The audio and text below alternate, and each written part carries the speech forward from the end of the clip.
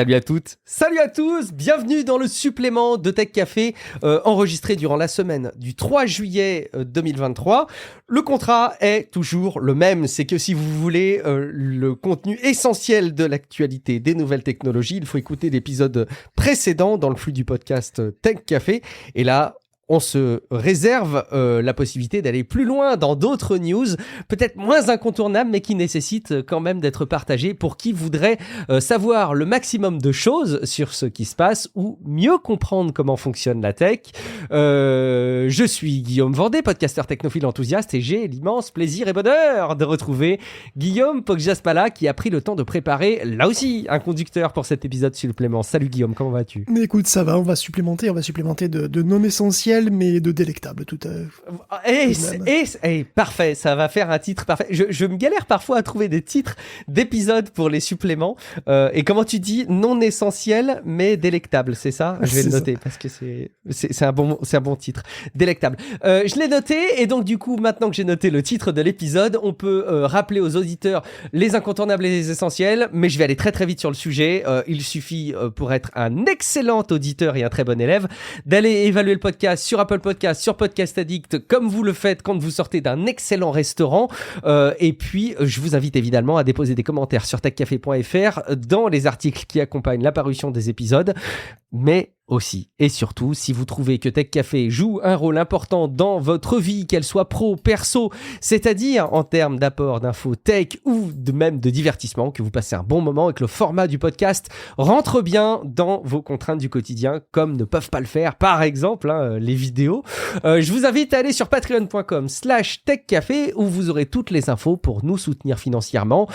Évidemment, le podcast reste accessible à tout le monde, mais vous pourrez profiter en échange de votre participation d'un flux privé qui vous permet d'écouter les épisodes sans la pub, d'accéder également au chapitrage des épisodes pour retrouver un passage qui vous a paru essentiel, que vous avez peut-être pas bien compris et que vous vouliez creuser, ou au contraire sauter les sujets qui vous intéressent un petit peu moins. Merci beaucoup de l'envisager, c'est sur patreon.com/techcafé. Guillaume, on enchaîne dans cet épisode sans autre forme de procès supplément de Tech Café de la semaine du 3 juillet 2023 avec deux rubriques. C'est simple, c'est concis. Tu as listé des choses ça craint et des choses c'est bien. On va commencer par les choses ça craint, et parmi les choses qui craignent de manière emblématique, il y a Reddit. Oui, alors je sais pas si la direction de Reddit a pris un modèle sur la méthode Renaissance, n'est-ce pas, pour gérer sa période de transition avec soit son changement de tarif pour son API, mais ça y ressemble, tu vois, on dit qu'on fait un truc, on dit qu'on veut discuter, on dit que c'est les gens en face qui veulent pas discuter, ça part en couille, donc on passe en force, et après ça fait des masses de gens dégoûtés. Donc Reddit suit sa ligne, n'est-ce pas, et les applications tierces ont à peu près deux choix, fermer ou passer à l'abonnement, donc devenir payantes. Donc il y a Narwhal, Infinity, Multitab et Now qui passent donc à environ $3 par mois. Bon, ça peut changer, certaines se laissent le temps d'évaluer combien ça va leur coûter avant de donner un prix. Dystopia, Luna et Readreader sont exemptés de la hausse des tarifs parce qu'elles sont des applis d'accessibilité non commerciales. Apollo, Slide, Red Planet, Riffs et Sync et plein d'autres ferment purement et simplement. Pour une raison obscure, mon bon vieux Boost marche toujours. Voilà, Boost affiche toujours les threads, le porno d'ailleurs aussi, et ses pubs, mais bon, c'est probablement une question de jours. Il y aura des utilisateurs qui vont cesser clairement d'utiliser Reddit parce que leur appli ferme ou passe payante. Il y a toujours plus de 2000 subreddits privés d'après Red Dark 247, mais les mods se font virer s'ils rouvrent pas, de toute façon. Donc ça devrait pas durer encore trop longtemps, j'imagine. Il y a des communautés qui vont carrément partir, d'ailleurs le Reddit officiel de Minecraft a fermé, c'est une initiative de Mojang lui-même. D'autres communautés se tâtent de partir vers le fait divers ou d'autres sites. Pas mal de modérateurs individuels d'ailleurs vont carrément claquer la porte. Tout ça, des dommages collatéraux visibles sur tout Internet via Google en particulier, qui a d'ailleurs essayé de mettre en valeur son outil Perspective, qui est globalement un onglet résultats sur réseaux sociaux. Mais ça n'a pas très bien marché parce que justement Reddit, c'est pas un réseau social, au sens commun d'Instagram et compagnie. On n'y suit pas des gens, on y suit des sujets. Et tout ça, finalement, ça nous ramène encore à un constat, peut-être, qu'une page se tourne pour les réseaux sociaux sur Internet. Au-delà de la saga Reddit et de Twitter qui part en morceaux petit à petit, on voit quand même des grandes lignes se dessiner. Les taux d'intérêt restent hauts, économiquement parlant, l'argent facile à lever se fait plus rare. Les entreprises petites et grosses doivent faire du fric, doivent être rentables. Or, apparemment, il semblerait que presque 20 ans d'expérience nous indiquent qu'un réseau social, en fait, c'est pas rentable. Alors, J'entends là un vrai réseau social. C'est-à-dire, c'est une plateforme dont le vrai but, le vrai métier, c'est de relier les gens entre eux. Parce qu'évidemment, on va me donner les contre-exemples forcément des réseaux sociaux, voilà, Instagram et machin, mais en fait, ce ne sont pas des réseaux sociaux, ce sont des médias sociaux. Ce qui est rentable, c'est de pousser de la vidéo de prank ou d'influenceurs, voilà, ou des news qui te font péter des câbles. Voilà, c'est le modèle TikTok ou Instagram, c'est de faire du divertissement avec des commentaires dessous. Ça, c'est rentable. Parce que les gens, ils passent beaucoup trop de temps et puis ils peuvent se faire arroser de publicité ciblée. Mais quand tu vois Signal, Telegram, voire Snapchat, c'est beaucoup plus compliqué. Même réunir même réunir des gens autour de sujets de passion commune, comme Reddit le fait, bah c'est pas rentable. Même Twitter l'était à peine, après des années et des années dans le rouge. Et bon, en plus de ces considérations économiques, maintenant il y a les IA. Et ces IA, c'est qui se nourrissent donc de milliers de milliards de mots qu'elles trouvent par exemple sur les réseaux sociaux, et du coup, l'ouverture à tous de ces réseaux sociaux, qui est la norme depuis longtemps, ça les expose à un pompage permanent pour avoir de la donnée fraîche. Et ça, c'est leur coût du fric à eux, et ça enrichit les créateurs des modèles. D'ailleurs, c'est la raison officielle de la fermeture de Twitter, comme d'ailleurs de la hausse des tarifs de Reddit.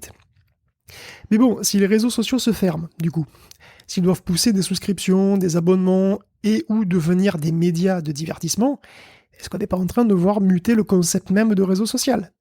Ouais. Tu vois, est-ce qu'un vrai réseau social comme Twitter ou Facebook à ses débuts, parce que Facebook, à ses débuts, c'est un peu ce qu'il faisait quand même. Est-ce que c'est vraiment un concept... Je vais y arriver. Un concept viable sur le long terme ?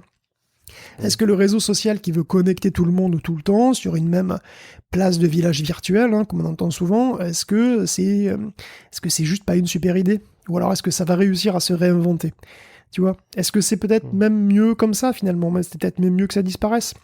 Peut-être mieux d'avoir des communautés plus petites, sur des sites qui sont moins énormes, qui sont peut-être même autogérés, tu vois, sur le fait divers, ou même pas forcément sur le fait divers, mais tu vois, parfois, un groupe Signal ou un Discord, ça suffit.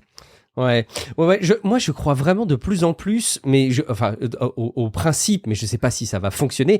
On peut être très emballé par quelque chose conceptuellement et être plus partagé sur le fait que ça puisse avoir du succès. Mais en tout cas, moi, je suis très très emballé par le principe d'avoir des instances comme le fait divers et avoir différents mini-espaces qui fonctionnent de manière un petit peu plus granulaire, comme ça peut être le cas pour Mastodon. Tiens, je revoyais d'ailleurs toute une série de commentaires avec la fin qui se rapproche peut-être de Twitter et de la réflexion des alternatives, à quel point on était dans une paresse intellectuelle de ne pas adopter Mastodon quand on aime les usages à la Twitter, parce que ça n'offre quand même que des avantages, mis de côté les quelques petites frictions à l'inscription, qui sont pas des frictions pour faire compliqué, mais qui ont une raison d'être. Bref, allez, on tourne cette page.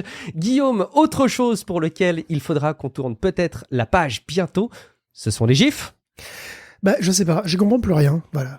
Le gif animé, tu vois, le gif, est-ce que c'est mort ou est-ce que c'est pas mort ? Parce que moi, j'avais compris que les millennials trouvaient ça ringard, que les Gen Z trouvaient ça cringe, donc en substance, j'ai capté que je suis un vieux con. C'était même d'ailleurs écrit plus ou moins noir sur blanc par Facebook, quand il a dû défendre son rachat de Jiffy en 2022, il a dit « Oui, mais de toute façon, c'est tombé en désuétude, bon allez, laissez-nous l'acheter, c'est bon quoi. » Bon, ça n'a pas marché.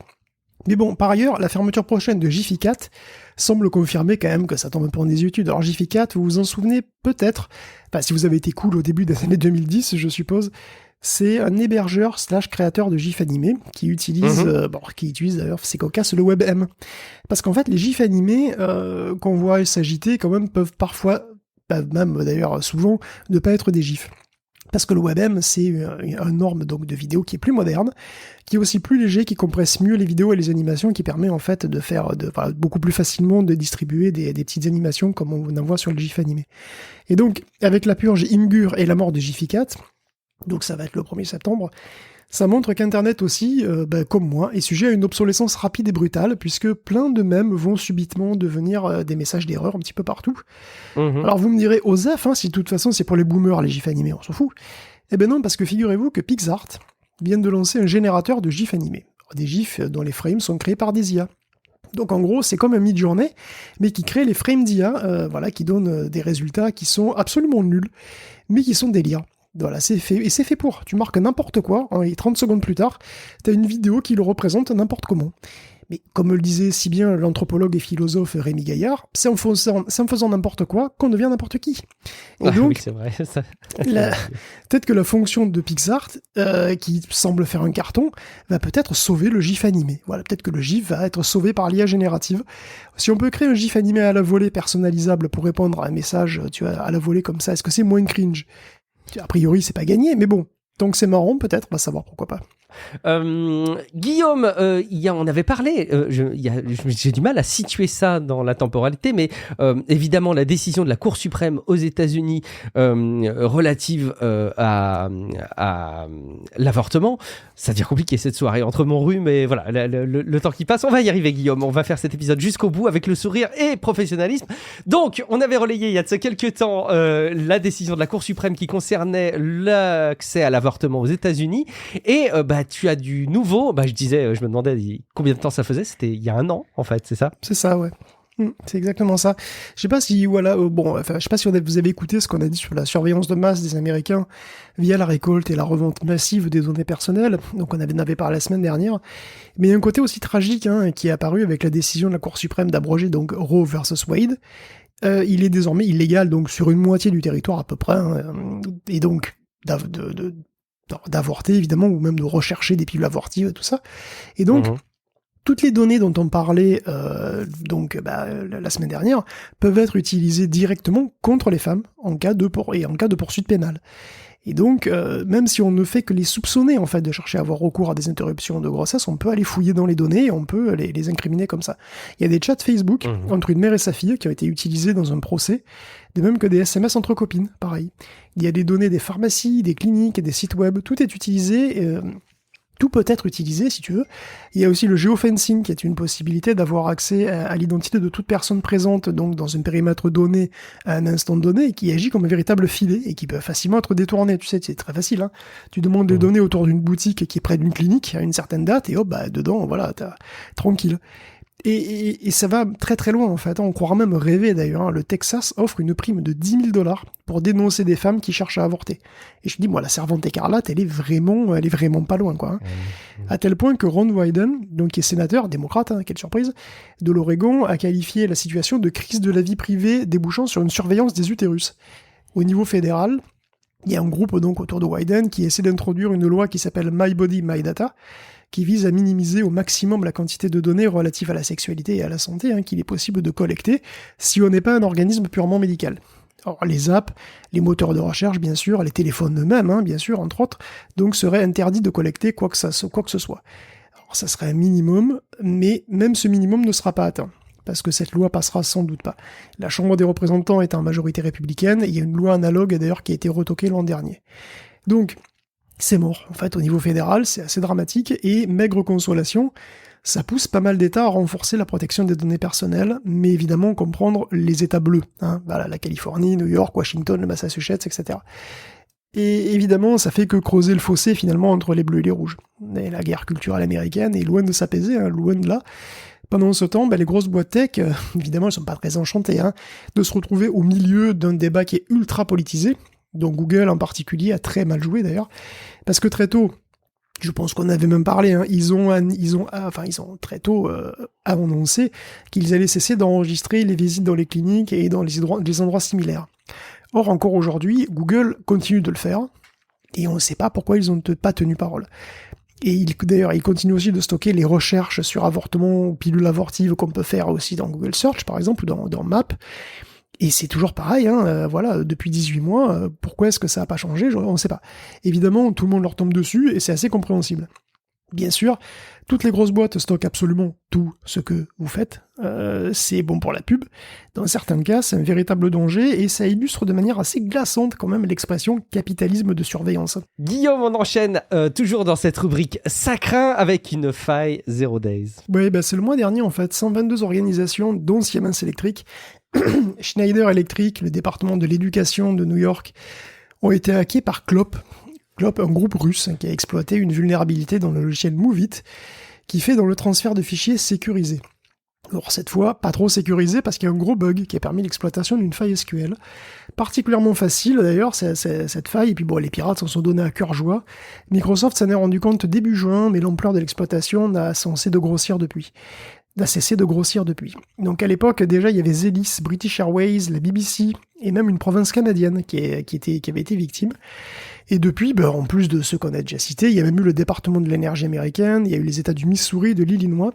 Alors ça se traduit par le vol massif de données concernant des millions et des millions de personnes. Donc par exemple, toutes les données des permis de conduire des gens de l'Oregon ont été copiées, c'est pareil pour les données de millions de patients d'une des plus grosses chaînes d'hôpitaux du Tennessee.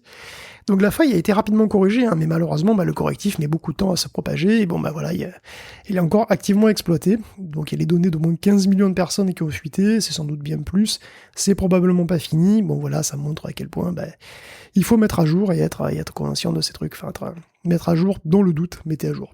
Une autre mise à jour qui s'opère, c'est celle que fait Google sur ses projets. Alors on sait que c'est des mises à jour un peu violentes, parce qu'ils n'hésitent pas à tuer des projets, des services. Là, c'est un service qui nous rappelle feu les Google Glass, mais c'était un nouveau projet de lunettes en réalité augmentée qui vivrait peut-être ses dernières heures et qui serait peut-être mort en interne, si je dis pas de bêtises. Oui, Google a taillé ses iris. Alors les iris, c'était les futures lunettes de réalité augmentée. On en avait parlé suite à la présentation un peu concept qu'on avait vu à la Google I.O. 2022. Tu te souviens peut-être, en particulier, il y avait des gens qui parlaient pas la même langue, qui pouvaient se comprendre en mettant sous-titré. Alors sous-titré, dans la réalité en temps réel, grâce à des lunettes qui sont compactes, légères, presque assez fines pour passer pour une paire normale. Alors les lunettes elles-mêmes, donc c'était le projet Iris, ça serait plus en développement. La division qui s'en chargeait d'ailleurs a souffert donc des vagues de licenciements successifs, puis d'objectifs pas toujours très clairs ni bien arrêtés. Bon, on imagine que évidemment, je veux dire, Mac Apple va sortir un truc, peut-être qu'on attend, on sait pas trop. Bon voilà. Mais bon, Google lâche pas totalement l'affaire et change de cap, et il sera en train de travailler sur MicroXR, qui est une plateforme logicielle. Alors, est-ce que c'est un OS, est-ce que c'est une API, on ne sait pas trop. Ce serait pour la réalité augmentée ou mixte, qui pourrait proposer donc à des constructeurs qui pourraient, eux, créer des paires de lunettes analogues à Iris, ou peut-être même différentes, peut-être au-delà, peut-être analogues à ce que fait Apple. Donc Google passerait d'une certaine manière du hardware au software, donc il pourrait se lier avec des partenaires et fournir le logiciel, ce qui est carrément ce qu'il fait le plus souvent en fait, donc c'est vraiment très logique. Nul doute qu'on verra l'an prochain apparaître des lunettes de ski Google, qui seront, à savoir peut-être faites par Samsung, avec par exemple une puce Qualcomm dedans. C'est quand même une alliance vraiment très très classique, ces trois-là. Pas nouveau, effectivement. On va voir ça, l'histoire se répéter sur des nouveaux terrains, c'est intéressant. Réalité augmentée, c'est chaud, c'est pas si simple que ça à continuer à développer, Guillaume. C'est Niantic qui revoit d'ailleurs un petit peu sa stratégie, alors qu'on associe souvent à la réalité augmentée parce qu'on pense, Pokémon Go, réalité augmentée. Bon, je n'arrête pas à chaque fois de dire que le principe de la réalité augmentée dans Pokémon Go est loin de ce principe d'avoir une image du réel sur lequel tu superposes des contenus virtuels. Oui, c'est le cas pour quelques restrictions des petits Pokémon. C'est plus le cas, en fait, d'avoir une carte de la réalité sur laquelle se superposent des informations ludiques. Alors, qu'est-ce qui se passe chez Niantic, Guillaume ? Écoute, il semblerait que les jeux AR prennent pas vraiment, finalement, mis à part Pokémon Go, puisqu'il y a le jeu Harry Potter qui a été annulé, il y a The Witcher, il y a le jeu NBA aussi, Minecraft Earth qui a été donc annulé il y a longtemps, il y a le jeu Catan aussi qui marche pas, enfin tout ça c'est mort quoi. Et Niantic va licencier 230 personnes et se recentrer sur son seul jeu qui lui rapporte vraiment du pognon, c'est le bon vieux Pokémon Go qui a déjà 7 ans. 7 ans et 1 milliard de chiffre d'affaires par an, je suis halluciné d'ailleurs, 1 milliard par an, c'est incroyable, mais c'est comme ça. 7 ans après la folie Pokémon Go, ce truc reste une machine à fric, c'est fabuleux. Donc Niantic avait un jeu qui s'appelait NBA, donc je l'ai dit que c'était quand même une énorme marque, une énorme licence. Apparemment ça marche pas, il avait un jeu Marvel dans les tuyaux aussi qui passe à la trappe, et donc ils vont quand même continuer à développer Peridot et Pikmin Bloom, donc ils restent convaincus que les jeux en réalité augmentée vont s'imposer sur le long terme, va savoir. Bon, si les casques de ski Apple finissent par bien se vendre, et par avoir une autonomie normale, évidemment. Pour un truc en mobilité comme ça, oui, effectivement. Il vaut mieux, parce que là, c'est 2 heures au max. Donc, on pourrait voir peut-être d'autres phénomènes comme Pokémon Go, peut-être, va savoir, je sais pas, dans 5 ou 6 ans. Mais pour Peridot et Pikmin, ça va être plus difficile quand même. Bon, Pikmin, c'est une licence qui est très mignonne, tout ça, c'est bien, mais c'est quand même beaucoup moins connu et apprécié que Pokémon. Et Peridot, en gros, c'est une sorte de Tamagotchi. Franchement, si un truc basé sur Harry Potter a pas réussi, je vois mal Pikmin faire mieux. C'est pas faux. Mais bon, après tout, C'est j'espère pas avoir faux. tort. Hein. Moi, j'aime bien Pikmin. Pikmin, c'est très mignon, mais la communauté est peut-être pas à la hauteur d'un Harry Potter pour aller plus loin en termes de succès. Déjà que ce qu'ils ont obtenu, de ce qu'ils ont déjà obtenu. Alors, on parle de réalité augmentée, c'est facile de faire le lien avec le métavers, mais est-ce qu'on a du nouveau, Guillaume, sur tous ces projets qui étaient lancés dans de la réalité virtuelle, dans du métavers? Ça avait vraiment fait l'objet de l'actualité tech pendant des mois. Où est-ce qu'on en est aujourd'hui? Ça marche pas super. Spécifiquement, les entreprises qui y sont allées en reviennent. Si on en croit un rapport qui analyse 52 fournisseurs et 170 implémentations par des entreprises qui ont été donc des early adopters. Pour résumer, la VR apporte pas grand-chose dans un contexte business, et faire des réunions virtuelles avec des avatars en 3D, c'est pas génial, surtout que les avatars ils sont un peu nuls. Voilà, la valeur ajoutée est pas du tout évidente. La plupart du temps, le but c'était de créer des boutiques virtuelles, souvent dans les metaverses, voire des centres commerciaux ou des événements, de l'événementiel en réalité virtuelle. Tout ça intéresse en fait pas grand monde, parce que déjà il y a que la génération Z qui se pointait à ce genre d'événement, et en général ils restent pas longtemps. Selon Gartner, 85% ne sont pas très intéressés à ce que les marques donc soient dans le metaverse, et 43% y comprennent que dalle, voilà, manifestement.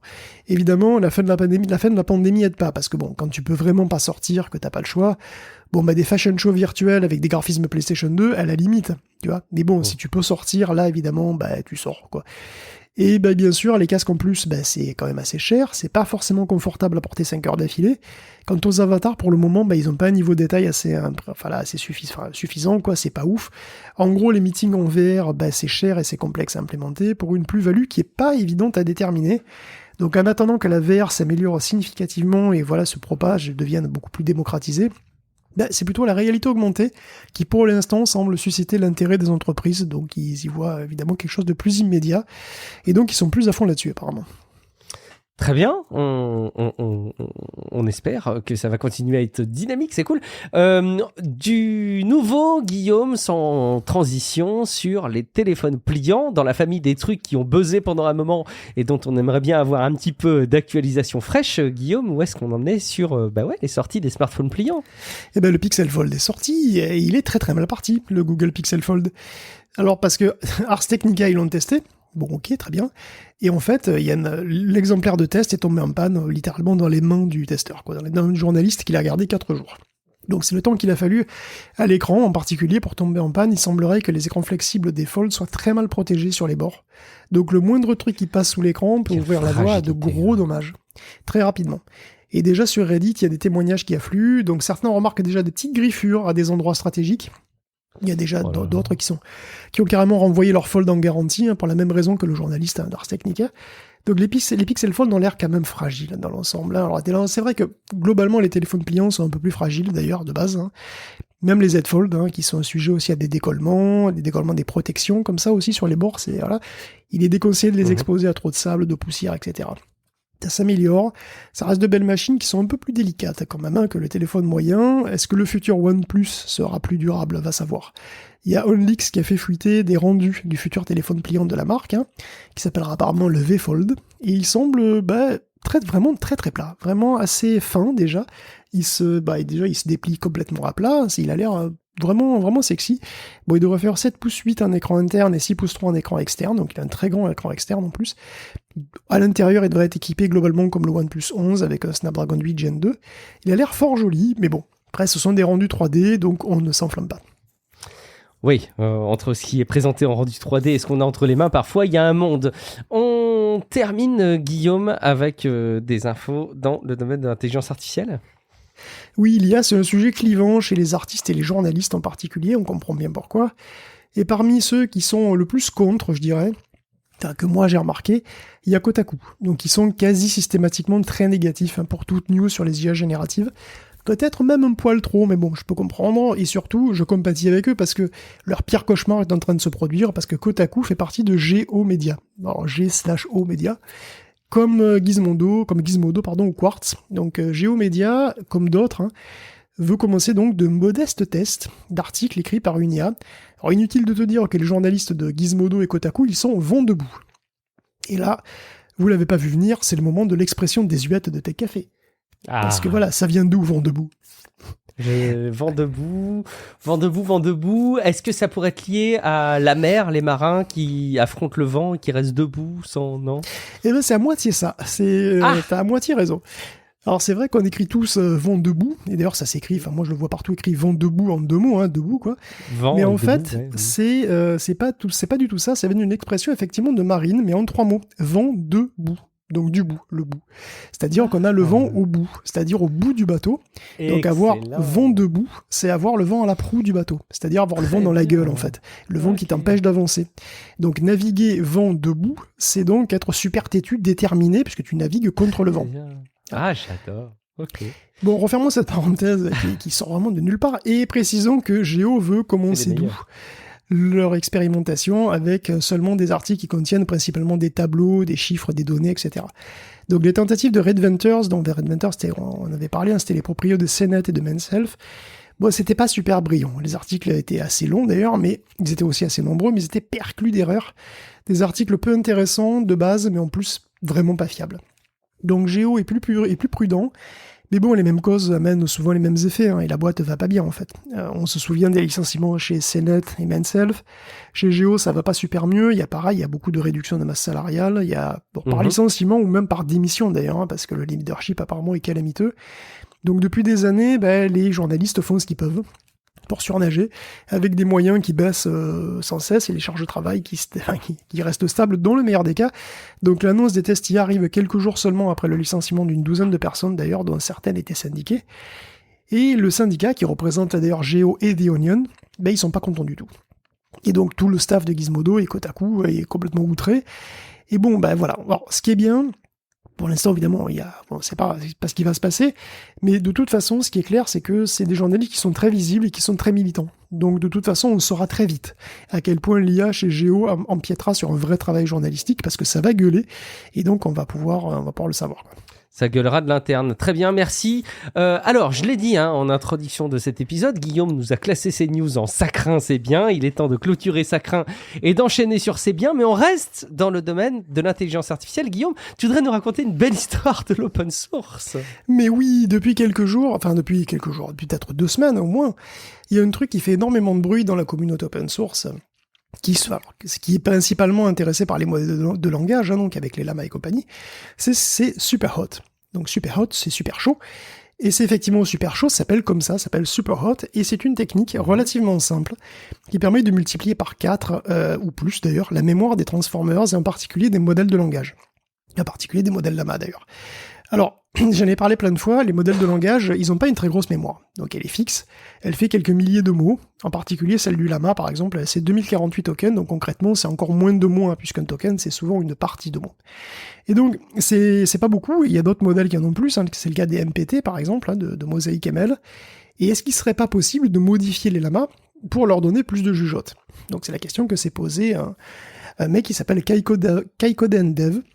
Et donc, après avoir beaucoup réfléchi et expérimenté plein de trucs, il a trouvé qu'on pouvait modifier 2 lignes de code et réentraîner un modèle, le fine-tuner, assez rapidement pour que sa mémoire passe de 2000 à 8000 tokens. Et ça, après coup, et à moindre frais. Donc, il a appelé sa technique Superhot, et depuis qu'elle a été appliquée à une myriade de variantes de Llama, qu'on peut tous trouver sur Hugging Face, sa méthode ne réduit pas la mémoire, ne réduit pas donc le temps de calcul nécessaire, les ressources nécessaires donc à traiter des contextes plus longs, mais par contre il marche, c'est-à-dire que le modèle reste cohérent, il se souvient de choses qui ont été dites 5000 mois avant par exemple, donc bien en amont dans une conversation. Et c'est très utile.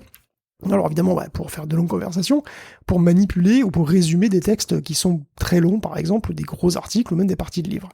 Donc Superhot faisait la joie de la communauté open source quand le 28 juin, un article de chercheurs de Meta tombé donc sur l'archive donc ce jour-là présente une technique exactement similaire et qui cite le travail de Kaikoden Dev sur Superhot.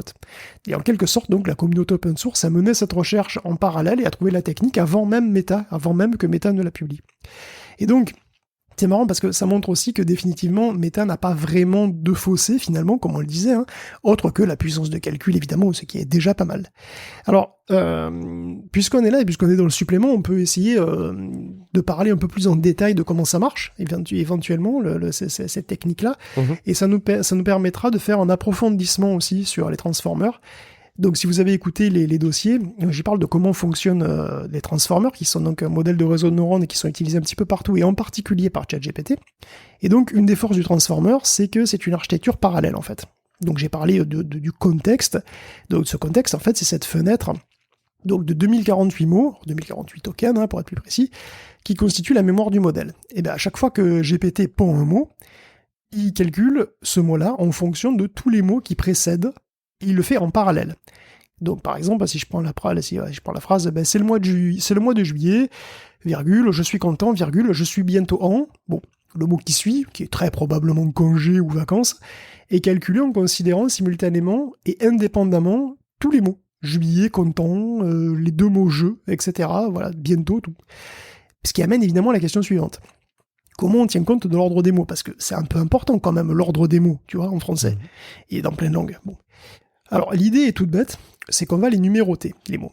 Et un réseau de neurones étant ce qu'il est, il manipule pas des mots, ni même des tokens, d'ailleurs, en fait, il manipule des vecteurs. Des vecteurs qui sont tout simplement un encodage numérique de ces mots. Donc on code avec des nombres ces mots. Donc c'est un encodage comme une image est une suite de chiffres, ben là, chaque mot est une suite de chiffres.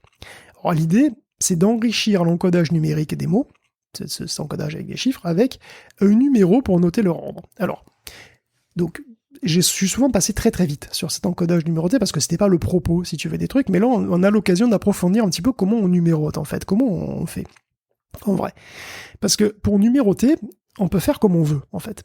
Je peux effectivement numéroter 1, 2, 3, 4, 5, etc. Mais en réalité, je peux aussi utiliser des chiffres romains si je veux. Je peux utiliser I, IV, V, etc. Bon.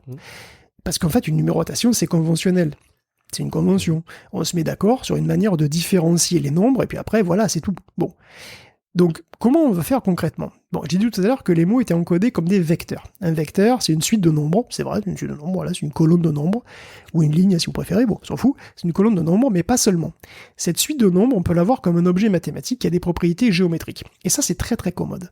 En fait, parce que, par la même occasion, en plus de juste encoder les mots de manière numérique, comme on le ferait d'une image, on va rajouter des informations dedans qui sont pertinentes, et qu'on va encoder de manière géométrique. Par exemple, on va commencer par regrouper les vecteurs mots de manière sémantique. Donc on va par exemple envoyer le mot pigeon dans un espace mathématique, dans un espace géométrique où il se rapproche, où on pourra mesurer, vraiment avec un outil, avec une distance, on pourra mesurer qu'il se rapproche de la représentation du mot moineau, qui sera lui-même pas loin de la représentation du mot pi, pigeon étant sans aucun doute assez proche du mot rat aussi, voire du mot nuisance. Non, enfin, je m'égare, mais bon, vous voyez l'idée. Vous voyez l'idée. Donc, on va avoir un espace de mots, représenté par des nombres, mais on peut juste le visualiser voilà, comme ça, comme un espace de mots, des mots qui sont regroupés selon leur sens. C'est ce qu'on appelle un plongement. Et c'est un préalable, ce plongement au traitement, qui sera fait après par le modèle de langage. En fait, il va s'appuyer sur ce plongement. Maintenant, on y arrive. Comment encoder là-dessus la position des mots? En réalité, on ne va pas mettre 2, 3, 4, 5, tout ça. En fait, cet espace de mots, il est multidimensionnel. Il y a même un gros paquet de dimensions. Ce qui veut dire qu'on peut bouger assez librement dedans, parce qu'une des dimensions, c'est ça en fait, on peut bouger. Quand j'ai deux dimensions, enfin quand j'ai une dimension, je peux bouger que de gauche à droite. Quand j'ai deux dimensions, je peux bouger aussi vers le haut, vers le bas. Quand j'ai trois dimensions, je peux bouger dans trois directions différentes en fait. Tu vois, j'ai plus d'espace pour bouger. Quand j'ai plein de dimensions, ça veut dire que je peux bouger dans plein de directions différentes. Que j'ai une très grande liberté pour bouger, tu vois. Et donc, ce qu'on peut faire, finalement, c'est que si on a 2048 positions possibles, on va créer 2048 directions, donc qui correspondent à ces 2048 positions dans ce contexte. Donc, on va pour fixer, on va dire qu'on a 2048 mots dans la mémoire du truc. Bon. Donc, et ensuite, qu'est-ce qu'on va faire?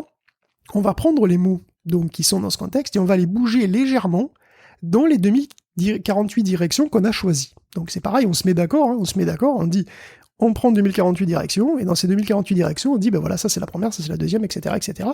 Et donc, on va bouger légèrement les mots. Donc, si le mot qui vient en première position, c'est pigeon, pigeon va être très légèrement déplacé dans la direction qui correspond à la première position. Donc, il sera plus simplement dans la zone des pigeons, il va être dans la zone des pigeons en premier mot. Pigeon en deuxième mot, c'est une zone qui est un peu à côté. Pigeon en troisième mot, c'est une zone qui est encore une autre zone un petit peu à côté de la zone pigeon. Tu vois ce que je veux dire? On déplace légèrement comme ça les zones. L'idée, c'est de conserver la représentation sémantique, c'est-à-dire qu'on va pas bouger beaucoup, on va pas prendre de pigeon, on va pas l'envoyer vers les tractopelles, c'est complètement débile. Ce qu'on va faire, c'est qu'on va bouger légèrement pour conserver la représentation sémantique, mais pour encoder une information supplémentaire. Donc, la représentation sémantique qui donc regroupe pigeons, moineaux, on les met donc, qui sont aussi loin de table et chaises, on va quand même créer des sous-régions dans ces régions qui permettent d'encoder la position. Donc, faut bouger, mais pas trop, et dans des directions qui sont figées, qui sont fixes et qu'on puisse reconnaître. Alors vous allez me dire que c'est quand même bien compliqué cet encodage positionnel, et encore, je suis pas rentré... C'est quand même bien compliqué cet encodage positionnel. Et je suis pourtant pas rentré dans les détails gore, mais en fait, le modèle il s'en fout de cette complexité. Je veux dire, on va pas lui expliquer au transformer comment se servir de cet encodage et qu'il est compliqué. Il va l'apprendre tout seul. De toute façon, au début, avant entraînement, c'est vrai pour tous les modèles, tous les réseaux de neurones, il ne sait rien de rien. Il ne sait rien faire. Donc on va lui présenter juste cette manière de voir les choses, et lui, il va apprendre à faire avec, tout simplement. Or du coup, si c'est si super, cet encodage zarbi là, des positions, qu'est-ce qui nous empêche d'augmenter le nombre de mots dans le contexte, dans la mémoire du modèle, même après coup? Justement, c'est un peu une question de résolution en quelque sorte. Et si on quadruple le nombre de mots, on va avoir 4 fois plus de directions à considérer. Et donc on va avoir 4 fois plus de sous-zones dans cet espace. Donc, soit on l'entraîne sur un encodage comme ça, et ok, mais si on rajoute des directions après coup, il va pas très bien comprendre ce qui se passe, parce que certaines zones pourraient commencer à se chevaucher, tu vois. La zone du 4000, du 4003e mot pourrait être trop proche de celle du 1002e mot. Et du coup, c'est la panique, il comprend plus l'ordre des mots, tu vois, c'est compliqué. Donc, c'est pour ça qu'il existe d'autres méthodes d'encodage positionnel qui sont plus propices à cette forme d'interpolation. En particulier, Llama utilise une méthode qui s'appelle ROPE, donc R-O-P-E. R-O-P-E, c'est corde. Exactement, sauf que ça veut dire Rotary Positional Embedding, donc plongement positionnel rotatif, un truc comme ça. Okay. Alors rassurez-vous, presque tout ce qu'on vient de dire reste complètement valable. La seule différence, c'est que les mots vecteurs ne sont pas déplacés, ne sont pas translatés, ils vont tourner sur eux-mêmes. Ouais, c'est de là que vient le rotationnel, quoi, espèce de rotary, donc rotationnel. Bon, donc pour fixer les idées, pour ceux qui sont plus à l'aise avec la physique, pour les autres tant pis, disons que c'est comme la polarisation de la lumière. Tu vois, un rayon de lumière, ça a une direction, ça voyage dans une direction, mais ça a aussi une polarisation. C'est-à-dire que les champs électromagnétiques, ils oscillent selon un angle particulier dans le plan qui est perpendiculaire à la direction de l'onde.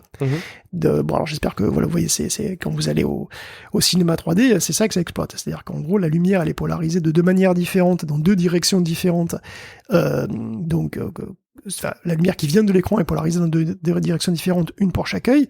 Donc en gros, les lunettes que vous avez sur la tronche, elles bloquent une direction des 2 directions différentes, et donc du coup vous avez 2 images différentes, une pour chaque œil.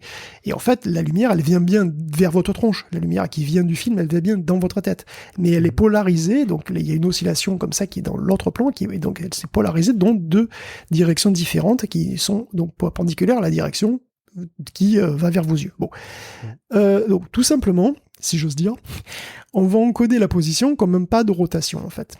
De cette forme de polarisation. Juste pour illustrer, le vecteur du premier mot, on va le tourner, il va tourner sur lui-même en fait de 1 degré. Le deuxième, il va tourner de 2 degrés, le troisième, il va tourner de 3 degrés, et ainsi de suite. Donc c'est une autre manière de numéroter qui est plus avantageuse parce qu'en plus elle est relative, c'est-à-dire que ce qui compte c'est la distance entre les mots, et pas forcément leur position absolue. Donc l'idée de Superhot, c'est d'habituer le modèle à utiliser des plus petits pas. Donc Llama, lui, il fonctionne déjà en rotationnel, donc il code comme ça, avec des angles.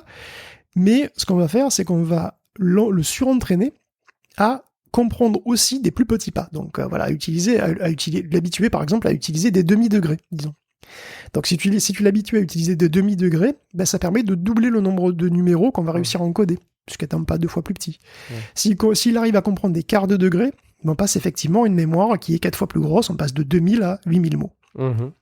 Donc Superhot, comme l'article de Meta montre en fait que cette interpolation, avec des plus petits pas, des pas intermédiaires en fait, marche bien finalement pour toutes les tailles de Llama, et qu'on peut même aller jusqu'à 32 000 mots, donc ça veut dire qu'on peut avoir des choses qui sont même compétitives avec GPT-4, quoi, c'est assez impressionnant. Ok, hyper visuel de s'imaginer cette représentation en tournant. Finalement, tu m'as fait très très peur au début, mais je suis complètement rassuré d'avoir pu visualiser les choses. Et donc avec les degrés, le demi-degré, les quarts de degré, avec le niveau de finesse dont on a besoin pour couvrir l'ensemble des positions. Très bien. Guillaume, est-ce que tu as pu te pencher sur l'apport de l'intelligence artificielle dans le domaine de l'éducation ? Écoute, un petit peu, il y a un papier coécrit par des gens de chez Microsoft et du Max Planck Institute qui essaye de donner un début de réponse à... la question c'est en gros, que valent les IA pour l'éducation ? C'est très... alors attention, c'est très préliminaire. Question. Voilà, c'est une vaste question, donc c'est un cas très préliminaire, puisqu'en fait c'est pour apprendre à programmer, donc déjà c'est un truc très particulier, et c'est même pour apprendre spécifiquement à programmer en Python. Donc ils ont évalué les performances de GPT 3.5, de GPT 4 et des intelligences en viande, qu'on appelle aussi des profs, sur plusieurs aspects. Donc corriger les programmes donc des élèves, les compléter, donner des indices sans donner la réponse, noter évidemment les élèves, expliquer, créer des exercices nouveaux, etc. Et tout ça dans 5 contextes d'exercices de programmation, donc sur des sujets d'arithmétique. Bon, alors il y a le plus grand commun diviseur, Fibonacci, puis il y a des trucs aussi sur les palindromes, donc petits trucs sur les chaînes de caractères. Donc, si on résume tout très vite, GPT 3.5 est inférieur à GPT 4, qui est inférieur à un tuteur humain. Sans surprise, j'espère, oui, le tuteur humain est quand même meilleur. Par contre, c'est quand même intéressant de voir que GPT 4 est loin d'être complètement nul. Il est moins bon, mais il est quand même beaucoup mieux que rien du tout. Le simplement. Donc oui, il y a un potentiel, pas du tout pour remplacer, mais pour non nul. Oui, mais c'est ça. Le truc, c'est que pour complémenter un prof, quand il n'y en a pas assez, c'est quand même mieux que rien. Voilà, c'est tout. Il y a un potentiel, effectivement, parce que c'est sûr que... Elle est triviale comme conclusion, mais en fait, ça fait du bien de l'entendre, quelque part. Ça paraît très évident quand on la réfléchit. Oui, mais c'est quantifié, et ça, c'est important. Très bien. Écoute, merci beaucoup. C'est bon à savoir. C'est mieux que rien. Voilà, retenez ça. Il paraît, Guillaume, que tu t'es mis un défi, c'est que chaque semaine, tu dois mentionner les architectures de puces RISC-V. Est-ce que tu vas réussir cette fois-ci dans cet épisode? Ouais, je sais. Alors, vous allez me dire que c'est un gimmick, que je me sens obligé de masquer RISC-V dans chaque épisode. Mais là, non. Non, parce que pour le coup, oui, une machine... Donc, alors, le truc, c'est qu'une machine a designé de A à Z... C'est pas le cœur de la news.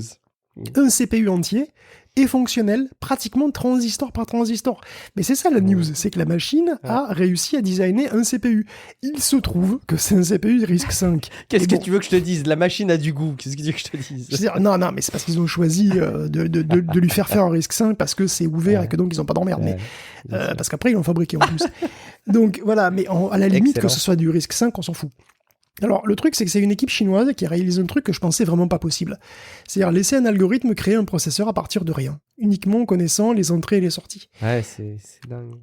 Alors, dans le titre, ils disent que c'est de l'IA, mais c'est marrant parce qu'en fait, ils utilisent absolument pas de deep learning, ils utilisent des techniques à eux, à base d'arbres binaires et de Monte Carlo, et je suis pas sûr qu'il y a 2 ans, ils auraient mentionné IA dans le titre, en fait. Je pense que la mode doit y être un petit peu pour quelque chose. Mais bon, il faut surtout se rendre compte de la performance. Un CPU, c'est une puce qui est très compliquée, qu'on peut voir comme une fonction binaire qui prend plein de 0 et de 1 en entrée, et qui produit en sortie plein d'autres 0 et de 1. Une fonction logique, binaire, compliquée. Bon, le CPU qu'ils ont choisi de faire, par exemple, il a 1789 entrées et 1826 sorties. Bon, donc ça en fait des combinaisons d'entrées-sorties, hein, ça en fait des... Voilà. Et uniquement en connaissant quelle entrée donne quelle sortie, parce que c'est les spécifications du processeur RISC-V qu'ils ont choisi de faire, hein, tout simplement, donc voilà, ils ont réussi à créer la fonction monstrueuse qui est au milieu. Le nombre de possibilités, il est infini. Enfin, techniquement, non, mais enfin, je veux dire, en vrai, c'est pareil, c'est des puissances de 2, c'est infini. Le Go à côté, c'est aussi con qu'un jeu de loi, hein. Bon, donc c'est incroyable. Et comment ils ont fait? C'est encore une fois, déjà, ils ont considéré le processeur comme une fonction binaire qu'ils veulent représenter sous la forme d'un arbre de décision. Donc un arbre binaire, hein, lui aussi. Donc en gros, on emprunte chaque branche, donc si c'est 0, on emprunte la branche de gauche ou la branche de droite, et donc si on arrive sur une feuille, ça produit un résultat, qui est 0 ou 1, et sinon on continue dans l'arbre. Bon, c'est un peu cette idée. Alors, on peut mettre en correspondance des portes logiques avec des arbres comme ça. Le truc, c'est que ces arbres vont exploser en taille et en nombre si tu t'amuses à tester toutes les possibilités d'entrée-sortie pour un CPU. C'est complètement malade. Donc ce qu'ils font, c'est qu'ils les font pas toutes, les possibilités. En fait, ils utilisent une technique de Monte Carlo, c'est-à-dire qu'ils font un sampling. Tout simplement, ils prennent un échantillon, ils font de l'échantillonnage. Donc, sur l'ensemble de tous les couples entrées-sorties possibles, en gros, ils en prennent un certain nombre, et ils font des approximations de la fonction binaire de proche en proche, en utilisant ces exemples. C'est là qu'il y a une partie qu'on peut associer à du machine learning, quelque part. C'est déjà pas évident, donc de faire ça, hein, clairement, mais en plus, ça explose quand même, quoi. Je veux dire, ça fait quand même des arbres, et énormément d'arbres qui sont extrêmement gros. Donc, une technique qu'ils ont, ils ont une technique qui fusionnait finalement les fonctions candidates, parce qu'évidemment, chaque fois qu'ils font un test, ils produisent une fonction approximative, et en fait, ils produisent énormément de fonctions approximatives, et donc ils les fusionnent comme ça régulièrement pour éviter que ça explose. Donc, c'est quand même extrêmement malin. Et donc, ce qui est absolument incroyable, c'est qu'en 5 heures, donc ils ont envoyé ça sur des serveurs à base de Xeon en plus, hein, des CPU normaux. Bon, il doit y avoir 128 cœurs, mais 128 processeurs et je sais pas combien de cœurs, mais globalement, si tu veux, c'est pas un serveur énorme, quoi. Et sur ce serveur, en 5 heures, leur programme a créé de A à Z, à partir de rien, un CPU qui a la puissance donc d'un 486SX. Donc c'est un CPU RISC-V, mais bon, c'est un CPU qui est pas très puissant. Donc effectivement, il est comparable à un truc de 91, hein, un ordinateur de 91. Et donc, qui ressemble à un 486SX, et il a redécouvert tout seul des morceaux d'architecture classique. Donc par exemple, un décodeur d'instructions, après il y a une unité arithmétique et logique, il a une unité pour charger, stocker et envoyer les données en mémoire, il a un registre flag, etc. Enfin, c'est vraiment... Ils l'ont même fabriqué. Ils sont allés jusqu'à en tirer un schéma de puce, ils sont allés jusqu'à le fabriquer en dur, et ils ont booté Linux dessus. Alors, je sais, un 486SX, c'est une super puce en 1991. Déjà, c'est vraiment pas... Mais c'est le premier CPU entièrement designé par une machine. Donc, il a été gravé en 65 nanomètres. Donc, si on l'a gravé en 5 nanomètres, peut-être que ça irait plus vite déjà. Mais ils savent déjà comment introduire d'autres paramètres pour inciter l'algo à faire des trucs plus efficaces et plus rapides. Par exemple, à le pipeliner. Parce que c'est vrai que, je veux dire, là, ce qu'ils font, c'est qu'ils cherchent la fonction qui correspond, en vérité, aux spécifications du CPU. Mais pas nécessairement à faire le meilleur, à faire le plus rapide. Pour ça, il faut mettre, en gros, des paramètres supplémentaires, mais c'est possible. Donc, on peut forcer l'AIGO à pipeliner le processeur. Et pipeliner le processeur, en fait, ça correspond à faire des sous-unités qui font des trucs plus simples, et ça permet, en fait, en gros, d'augmenter la fréquence à laquelle les processeurs fonctionnent. Donc, c'est possible. En fait, il y aura plus d'entrées-sorties, ça va être plus complexe à créer, donc ça va demander plus de calculs, donc il va mettre plus de 5 heures, mais il va pouvoir le faire. Donc ça ouvre des perspectives, parce que déjà, 5 heures, c'est pas tant que ça, quoi. Une équipe de gens, en 5 heures, elle te pompe pas un équivalent de 486 à partir d'une page blanche. Hein. Et en plus, les algos pourraient trouver d'autres architectures, ou optimiser des trucs de manière différente auxquelles on n'avait pas pensé. Et donc, c'est quand même marquant, quoi. Donc oui, il se trouve que c'est une puce RISC-V, mais vous voyez que c'est pas du tout une news sur RISC-V. Bon. Je fais appel à ton indulgence quant à mon potentiel de questions cons sur ces sujets, Guillaume, mais j'ai appris avec le temps qu'un design, une architecture de processeur pouvait laisser place à des failles en matière de sécurité. Est-ce qu'une génération d'une architecture assistée par une machine générerait potentiellement des architectures avec des failles? Ou est-ce Tout à fait, oui, c'est possible. Oui, c'est tout à fait possible, au moins autant que les humains. Il y a aucune raison. Effectivement, oui, cela dit, oui, ni plus ni moins, oui, effectivement. Oui, a priori, ni plus ni moins. Donc oui, par contre, ça c'est tout à fait possible. Tu nous avais parlé, Guillaume, du Mechanical Turk dans ton dossier sur l'intelligence artificielle, sur la robotique, l'intelligence artificielle. Est-ce que c'est une actualisation que tu veux faire, si j'en suis le conducteur? Presque. Oui, j'ai parlé de ce fameux faux automate d'échecs, donc le Turk mécanique.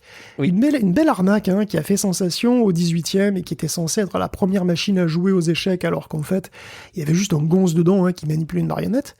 Alors au 18e, c'était pas possible. Par contre, j'ai découvert que la première vraie machine qui jouait authentiquement aux échecs était sans doute née en 1912 et qu'elle est l'œuvre de l'espagnol Torres Quevedo. Alors j'ai jamais fait d'espagnol, donc je m'excuse par avance. Voilà, désolé, ça se prononce Torres Quevedo?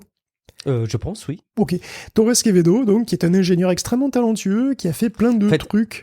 Le V se prononce B, je crois, enfin, Quevedo. Quevedo. À peu près. Hein. Bon. Pardon. Désolé, bon.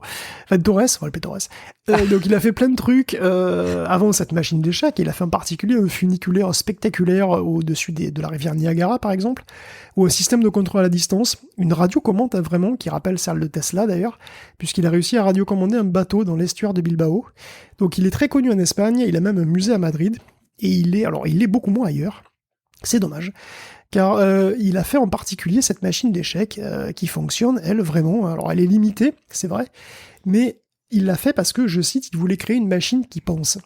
Donc, Torres Quevedo n'a plus rien à prouver quand il se met à la créer. Il a déjà créé plein de trucs et tout, il n'a plus rien à prouver.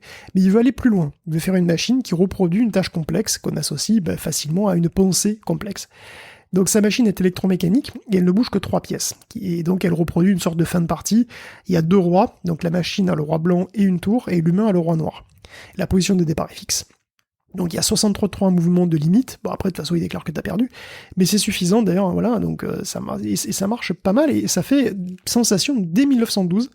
Alors que la machine est encore à l'état brut, un petit peu de prototype, elle sera raffinée en 1920, et elle comprend même un gramophone avec des disques pour annoncer de vive voix carrément que tu es en échec et que tu as perdu. Donc voir la machine marcher en cours aujourd'hui, c'est assez fascinant. Les pièces ont des aimants à la base, et donc elles se déplacent toutes seules sur le plateau de jeu, et toi tu places ton roi où tu veux, donc il y a aussi un aimant, donc ça permet à la machine de savoir où tu places ta pièce, donc tu la places à la main, naturellement, et la machine donc réagit comme ça. Et alors la machine est d'ailleurs beaucoup plus grosse que le plateau de jeu, hein. C'est vraiment un truc assez gros avec plein de... C'est électromécanique, donc il y a encore beaucoup d'engrenages, et puis il y a des trucs électriques, il y a des électroaimants, etc. Donc cette volonté de faire des machines pensantes, en fait, est présente dès le début du XXe siècle, et elle rejoint franchement les espoirs de Babbage, et puis elle lui rajoute la technologie de l'époque, hein, c'est-à-dire l'électricité. Et donc le but de Quevedo, il est seulement scientifique. Il ne cherche pas à commercialiser quoi que ce soit. Donc il va pas tourner à travers l'Europe pour faire du pognon comme un forain, pas du tout. Mais en même temps, du coup, il cherche pas non plus à faire des machines commercialisables, il cherche pas à faire des produits qui se vendront à des millions d'exemplaires. C'est peut-être aussi pour ça qu'il est un petit peu oublié à tort en dehors de l'Espagne, malheureusement. C'est toujours réjouissant de voir ces rétrospectives tech du passé. Bon, si jamais vous aimez ça, là pour le coup, je vous invite, si vous l'avez pas déjà écouté, à accéder à l'histoire, encore une fois, des automates, des robots, de l'intelligence artificielle. Vous remontez de quelques épisodes dans le flux du podcast, et probablement même que je vous l'aurais mis là dans les notes de l'épisode pour vous inciter à aller l'écouter si c'est pas déjà fait. Guillaume, une histoire assez curieuse de milliers d'ordinateurs retrouvés, c'est ça ? Oui, il s'est passé un événement extraordinaire ces dernières semaines pour tous les amateurs d'ordinateurs rétro. Il y a pas moins de 2200 ordinateurs 8 bits de 1983, totalement neufs, qui ont été mis en vente sur eBay. Donc, encore sous carton. Encore dans leur carton, ils sont issus d'un seul et même vendeur qui les a gardés dans un entrepôt pendant presque 40 ans. L'entrepôt en question, il est en train de s'effondrer, donc du coup, il les vend, et il les vend pas cher en plus sur eBay. Donc cette histoire, c'est déjà complètement dingue en soi, hein, mais ce sont des machines qui, en plus, c'est des machines neuves, c'est des machines neuves jamais ouvertes de 83, c'est rarissime. En telle quantité et à ce prix, c'est du jamais vu. Mais bon, en fait d'ailleurs, la petite histoire, c'est que le gars avait acheté en gros, à une époque, des ordinateurs qui n'avaient pas marché, et il comptait les modifier pour en faire autre chose. Mais il avait un projet, mais ce projet tombait à l'eau, il en a eu d'autres, et du coup, il a laissé ses machines en surplus, donc à l'étage dans l'entrepôt d'un pote à lui, jusqu'à aujourd'hui, parce que ça commence à donner des signes de faiblesse, on va dire. Mais bon, pour couronner le tout, en fait, ces machines, elles sont en elles-mêmes des raretés, parce que ce sont des ordinateurs Naboo. Voilà, les ordinateurs préférés de la princesse Amidala, donc j'étais obligé de la faire. Donc Naboo, c'est Natural Access Bidirectional Utilities. Okay. Et c'est un nom inutilement compliqué pour désigner ce qui est complètement un ancêtre d'Internet grand public. Parce qu'en fait, ces Naboo, c'est des ordinateurs assez classiques basés sur des Z80, mais qui ont rien en fait, qui n'ont pas de lecteur de disquette, qui n'ont pas de disque dur bien sûr, qui ont juste un modem, enfin c'est même pas vraiment un modem, ils ont juste une unité pour les connecter au câble. En fait, ce sont des terminaux pour le réseau Naboo du système Naboo, donc on y revient. C'est un réseau qui passait par le câble donc télévision, qui a débuté au Canada en octobre 83. Naboo proposait de connecter ton ordinateur au réseau câblé de télévision, et ensuite accéder à des sites télécharger des apps, ni plus ni moins, avec la puissance évidemment des ordinateurs de l'époque, hein, mais quand même. Donc tu avais une chaîne de jeux, donc tu avais une chaîne de divertissement familial, de gestion domestique, où tu pouvais télécharger des logiciels, je sais pas, de comptabilité, des trucs comme ça, j'imagine. Et puis il y avait des jeux, il y avait des portages d'arcade, tu pouvais littéralement télécharger Pac-Man ou Qbert sur ton ordinateur. À l'époque, Naboo se vendait à peu près le prix du Commodore 64. Bon, le Commodore 64, c'est un truc qui a eu un énorme succès, qui avait énormément de jeux, alors que Naboo était totalement dépendant de son réseau, qui était par ailleurs totalement propriétaire. C'était pas un internet, hein, c'était juste un net. Il n'y avait pas d'inter, tu vois, c'était vraiment un net. Donc c'était un réseau qui était payant, bien entendu, par abonnement mensuel. C'était $10 par mois, ce qui n'était pas forcément un mauvais deal. Mais bon, tu vois, Netflix, la mode des abonnements, c'était pas encore complètement ça. Et puis sur Naboo, tout est online. Le Naboo est vraiment un terminal. Par exemple, tu charges un jeu. Tu charges Pac-Man, donc tu te connectes, hein, le truc se télécharge dans la mémoire de ton ordinateur, et après tu y joues. Mais bon, le truc c'est que après tu pars, il y est plus. Enfin, tu changes d'application, il faut le retélécharger, tu vois ce que je veux dire. Donc il y avait des options de disquettes externes, mais peut-être aussi pour stocker les données qui étaient produites par les logiciels de gestion domestique, etc.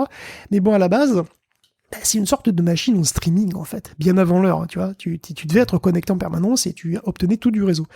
Donc il devait y avoir une centaine d'apps au plus fort, disons, de l'activité de Naboo, et c'est une machine qui est assez unique, alors, qui s'est commercialement complètement vautrée.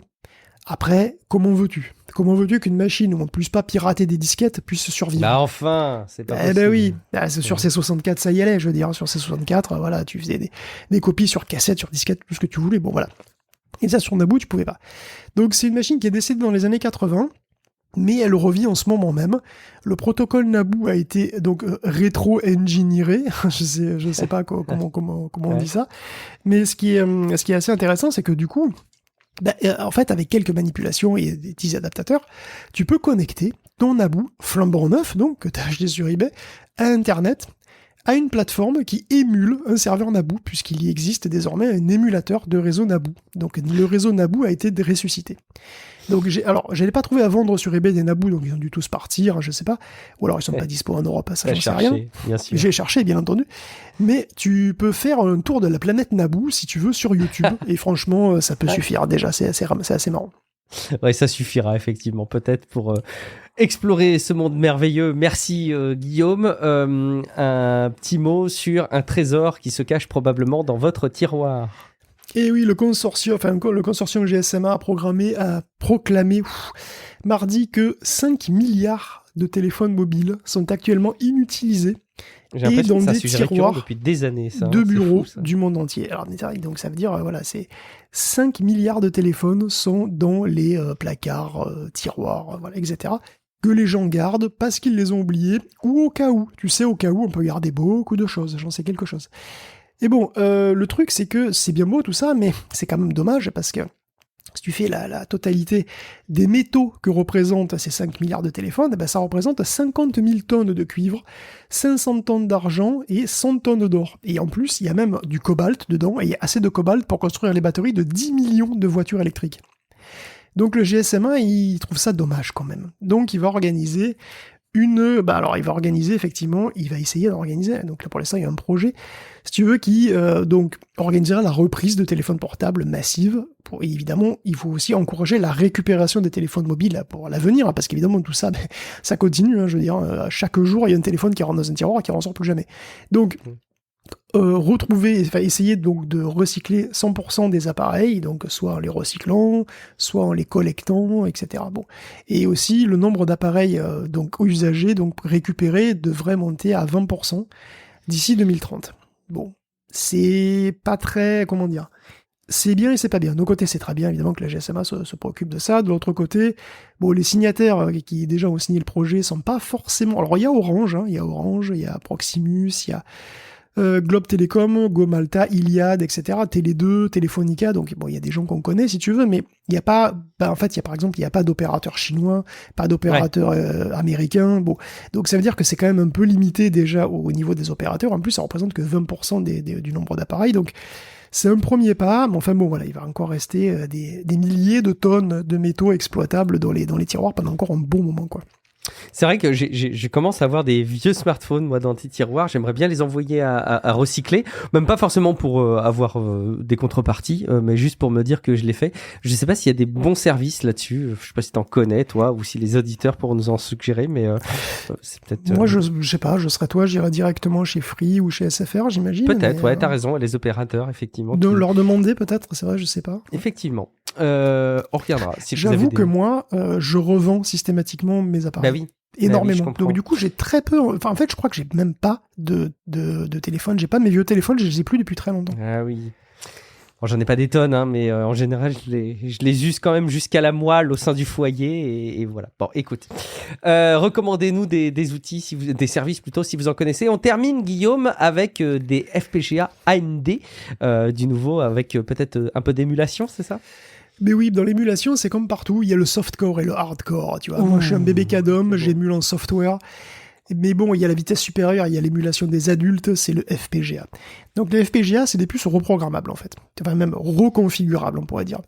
Reconfigurables au niveau de la porte logique. Donc c'est vraiment au niveau microscopique, vraiment micro. Et c'est super utile pour prototyper des puces avant de les fabriquer en dur. Donc par exemple, les nouveaux de chez AMD, donc AMD a racheté Xilinx. C'est pour ça en fait qu'ils fabriquent des FPGA désormais. Donc leur tout nouveau bébé, leur plus gros FPGA à ce jour, il va compter jusqu'à 18,5 millions de portes logiques qui sont tout à toi, hein, tu peux en faire absolument tout ce que tu veux. Et donc, déjà, c'est une bonne nouvelle en soi, parce que en fait, au plus un FPGA est gros, au moins il en faut pour simuler une puce complexe, comme un processeur ou un gros bout de processeur moderne. Donc le FPGA, c'est lent en fait, hein, c'est assez lent et inefficace si tu le compares à des ASIC, à des trucs qui sont vraiment gravés, fabriqués pour. Mais par contre, leur flexibilité est extrêmement précieuse.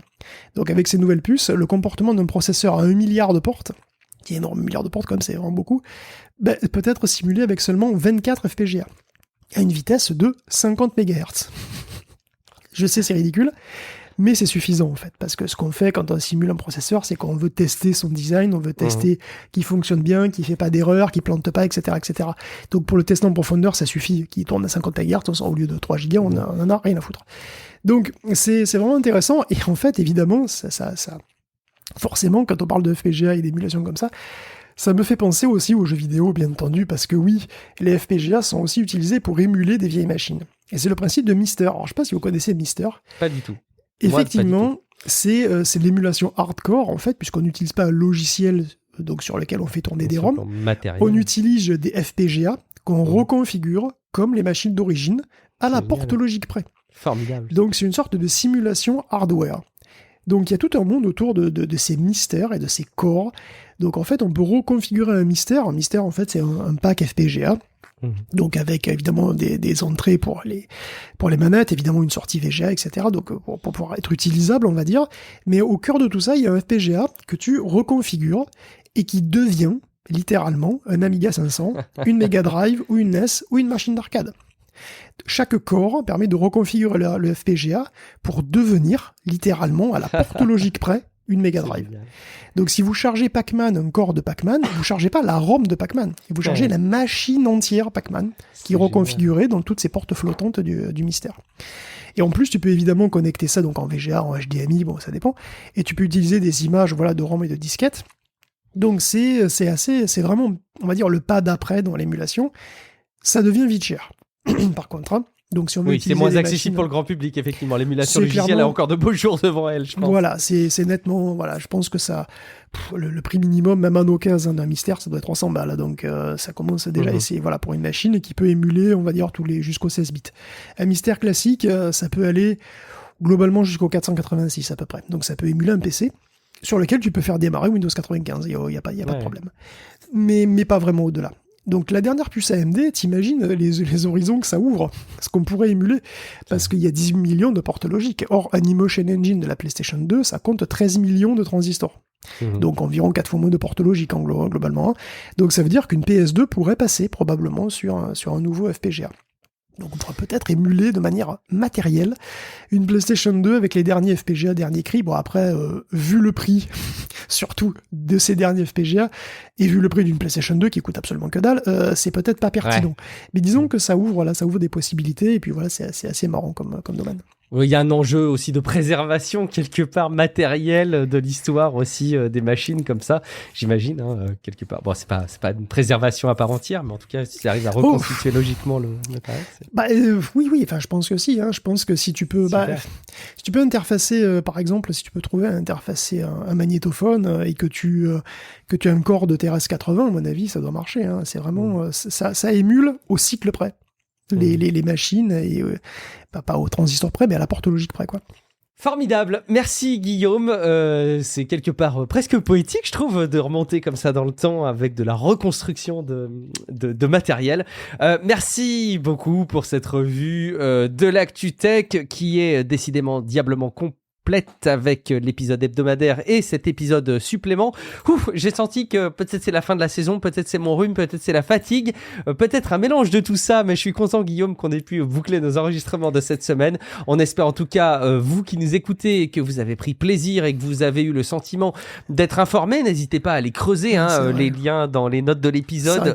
Vous l'entendrez peut-être pas, mais j'ai failli mourir au début de l'épisode. Oui, on gardera ça pour nous.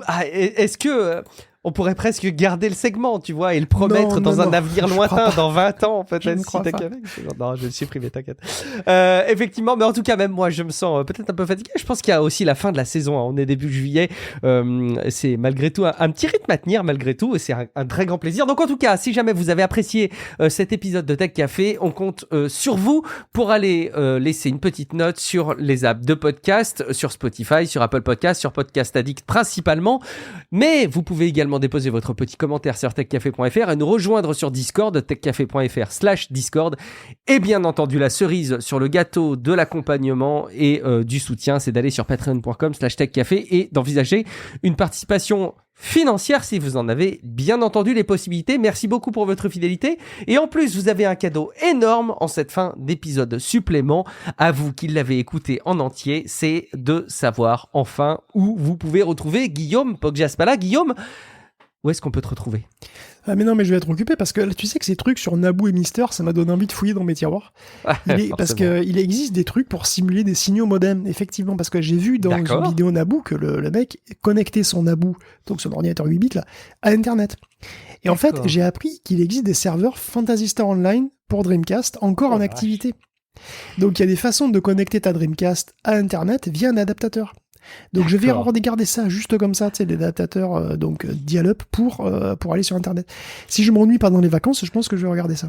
Mais ça arrivera pas, je vais pas m'ennuyer, je pense. Je pense pas, les vacances c'est pas fait pour s'ennuyer, Guillaume. Je m'ennuie jamais. Après tu peux aussi faire ça par vraie passion et pas pour combler un ennui, on te laisse cette liberté. Merci beaucoup Guillaume, je suis Guillaume Vendée, vous me retrouvez sur guillaumevendée.fr et sur les réseaux sociaux. En attendant, on vous souhaite une très belle continuation, pas encore un très bel été parce qu'il y a encore un épisode avec un format hebdomadaire classique qui arrive la semaine prochaine, ainsi qu'un épisode supplément, et puis petit à petit on va vous confier aussi des épisodes qui ont été enregistrés au fil de cet été pour ne pas vous laisser seul en bord de mer, à la montagne, chez vous ou à la campagne, où que vous soyez, ne vous inquiétez pas, on arrivera à ponctuer régulièrement votre été, même si c'est pas des formats classiques de Tech Café. Merci beaucoup pour votre fidélité, on se dit rendez-vous dans quelques jours pour un prochain épisode de Tech Café. Ciao à toutes et à tous. Ciao à tous.